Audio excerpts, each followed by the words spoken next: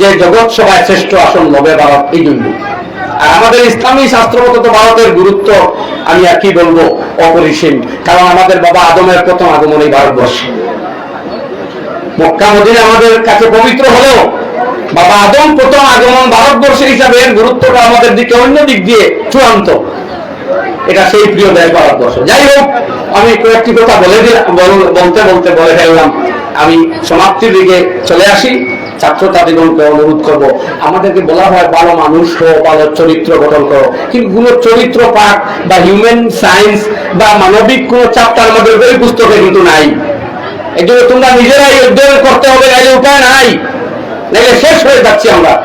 আর অভিভাবকদেরকে অনুরোধ করবো, আমরাও ছোটখাটো সন্তানের বাবা, আমরা এখানে সবচেয়ে বড় গ্যাপ হয়ে গেছে আমাদের, আমরা সন্তানদের সময় দেই না।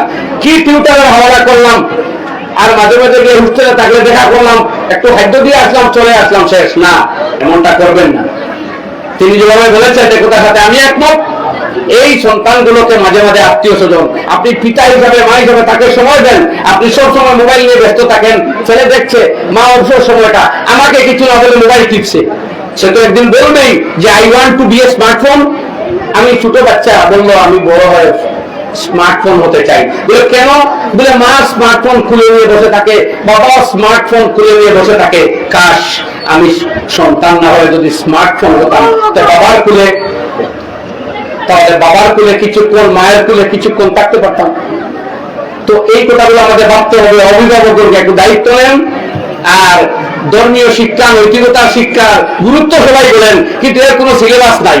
দায়িত্ব নিতে হবে সচেতন শিক্ষকগণকে, অভিভাবকগণকে, পিতামাতাকে।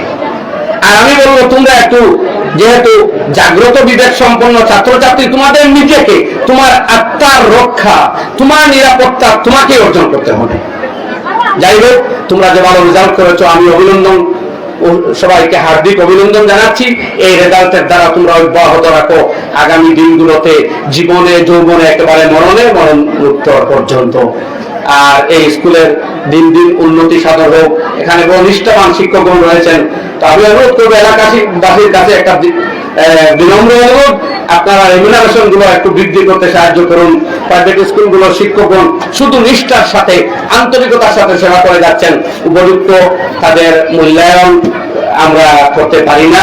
তাদের অভাব অনটনের দিকে লক্ষ্য করে ছাত্রদের ফিজ একটু বৃদ্ধি করুন। মনে রাখবেন, শুধু টাউনে গেলে আপনার বাচ্চা পড়া হচ্ছে এমন নয়, এখানে থেকে আপনার বাচ্চার পড়া অনেক শহরের চাইতে বেশি হবে। সঙ্গে আপনার বাচ্চার চারিত্রিক উন্নতি, মানবিক উন্নতি ঘটবে। সুতরাং আপনি এই শিক্ষকগণের মূল্যায়ন করুন, তাদের মাহানা বেতন বৃদ্ধি করুন।